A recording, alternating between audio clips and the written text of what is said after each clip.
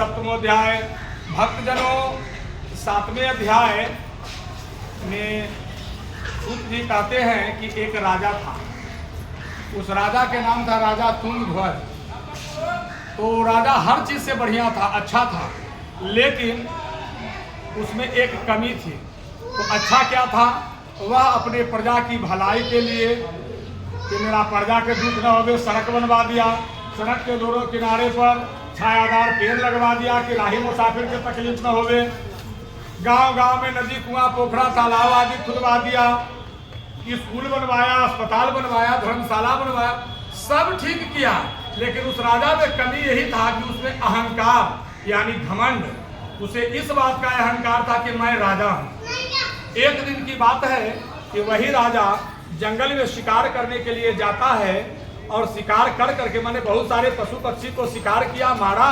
और एक पीपल के पेड़ के नीचे जहाँ पर कुछ ग्वाल वाल लोग भगवान सत्यनारायण की पूजा को कर रहे थे। लेकिन राजा घमंड में तू तो चूड़ है, सोचा कि क्या भी सब छोटा आदमी के भीड़ में जाए, हम तो राजा हैं। राजा नहीं गया, टेढ़िया के बगल में बैठ गया। पूजा खत्म हो गई। सब लोग सोचा कि भाई राजा आए हुए हैं, उनको प्रसादी दिया जाए।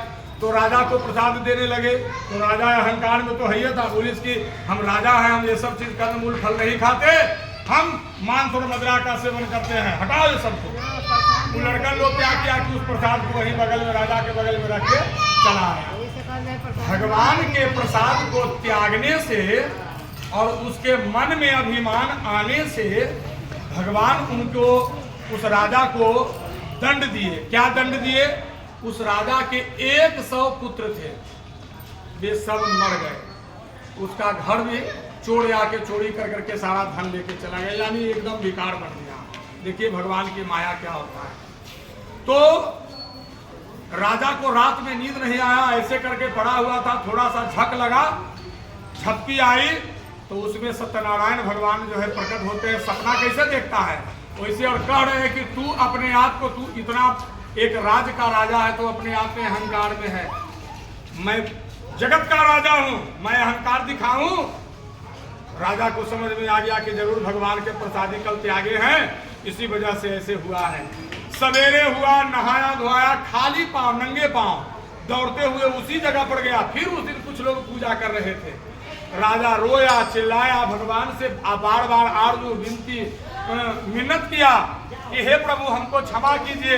आपके रूप और गुण को जब ब्रह्मा, शंकर, इंद्र कोई नहीं पहचान पाए तो हम तो मूर्ख आदमी हैं, हम कैसे आपके रूप और गुण को पहचान सकते। माने हृदय से राजा रोया कल्पा। भगवान प्रसन्न हुए, वो तो दयालु है ना, वो प्रसन्न हो जाते हैं।